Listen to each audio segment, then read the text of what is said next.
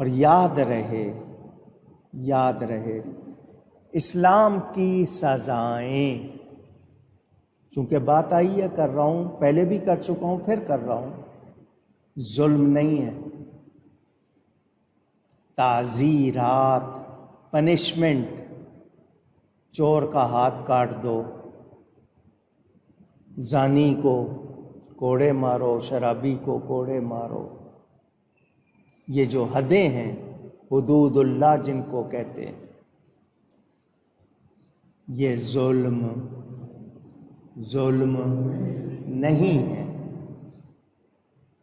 میں آپ کے سامنے بات رکھوں، اس وقت کراچی شہر میں مہنگائی کی وجہ سے جرائم، جرم کی جمع بڑھ گئے، اسٹریٹ کرائمز، راہ چلتوں کو لوٹنا، کوئی آگے سے مزاحمت کرے اس کو مار دیتے ہیں، نہیں سوچتے کہ یہ گھر کا کمانے والا ہو سکتا ہے ایک ہی ہو،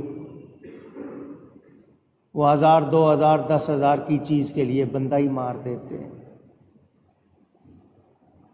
چور کے ہاتھ کاٹ کے چوک پہ لٹکایا جائے، اس کو دنیا بھر کے ٹیلی ویژن میں دکھایا جائے، جتنے دیکھیں گے ڈریں گے یا نہیں؟ پوچھ رہا ہوں، سزا سے جرم ختم ہوتا ہے یا بڑھتا ہے؟ تو جب سزائیں نہیں ہوں گی جرم بڑھے گا۔ آپ کے ہاں سے کوشش ہو رہی ہے موت کی سزا ختم کر دو، پھانسی دینا، عرب میں گردن کاٹتے ہیں، آپ کے ہاں پھانسی، بعض ملکوں میں بجلی کی کرسی پہ بٹھا دیتے ہیں، کرنٹ سے مر جاتا ہے، سزائے موت کہتے ہیں اس کو، سینٹینس آف ڈیتھ۔ جب مجرم کو سزا ملے گی ساری دنیا دیکھے گی، لوگ ڈریں گے یا نہیں؟ کہا جا رہا ہے اس سزا کو ختم کرو، تو کیا مطلب؟ جب ڈر نہیں رہے گا تو جرم بھی ختم نہیں ہوگا۔ تو اسلام کی سزائیں ظلم نہیں۔ اب اگلی بات سن لیں، سمجھ لیا آپ نے اس بات کو؟ ماں باپ کی ڈانٹ، روک ٹوک، بچے پر مہربانی ہے یا نہیں؟ اونچی کہیں، وہ سہے کہ نہیں جی مجھے کچھ کرنے نہیں دیتے۔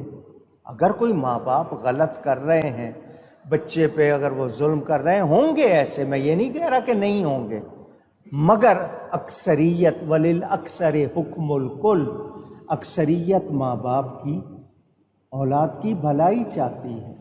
کچھ ہوتے ہوں گے جو غلط کرتے ہوں گے، مگر بچوں کو روکا جائے، آج بچے ناراض ہو جاتے ہیں۔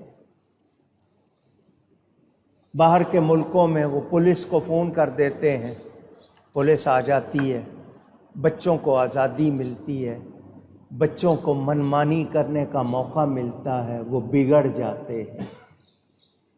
تو ماں باپ اگر روکتے ہیں تو بھلائی کے لیے یا ظلم کرتے ہیں؟ اونچی کہیے۔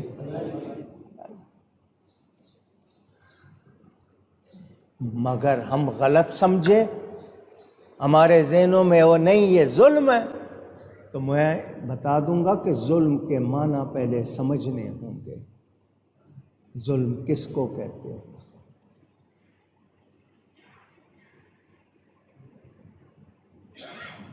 ایک زمانہ تھا، محلے داری تھی، پورے محلے میں، گلی میں ایک دوسرے کی جان پہچان تھی، ملنا جلنا تھا، پوچھتے تھے، ایک دوسرے کی خبر رکھتے تھے۔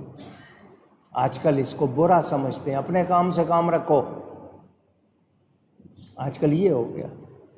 بچہ باہر نکل کے کوئی غلطی کرتا تھا، پڑوسی اگر اس کو ڈانٹ دیتا تھا، بچہ گھر آ کے بتاتا تھا مجھے پڑوسی نے ڈانٹا ہے، تو باپ یا ماں کہتے تھے ضرور تو نے کوئی غلطی کی ہوگی۔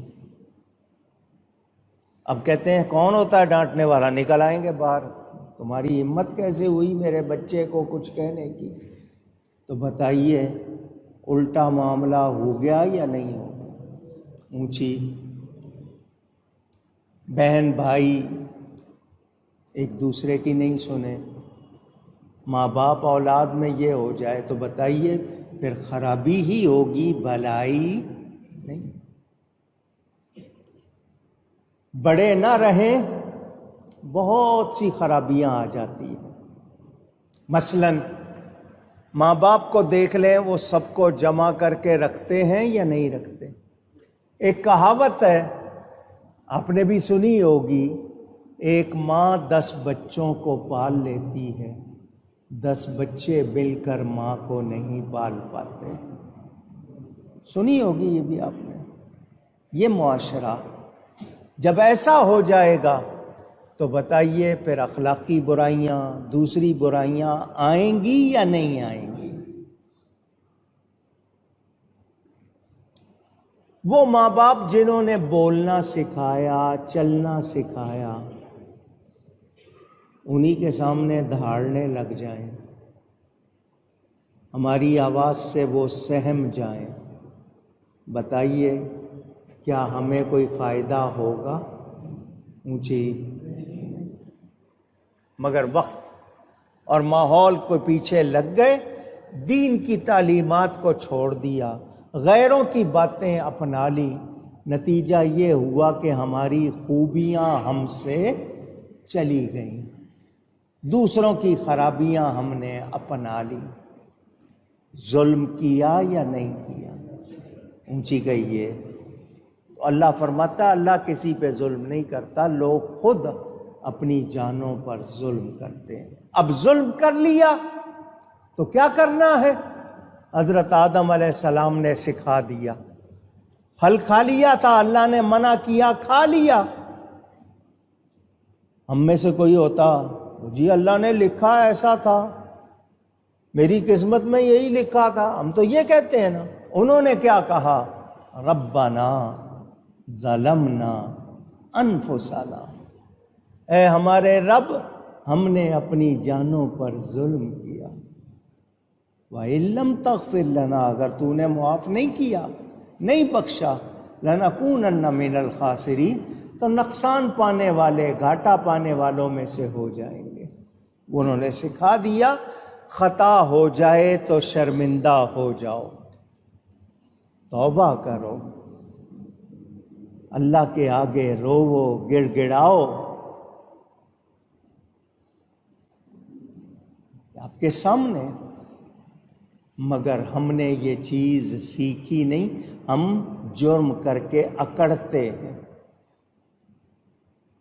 اور جی اتنے لوگ کرتے ہیں، میں نے کر لیا تو کیا ہو گیا؟ تو یہ اس طرح آپ کا اکڑنا آپ کو اور زیادہ نقصان پہنچاتا ہے۔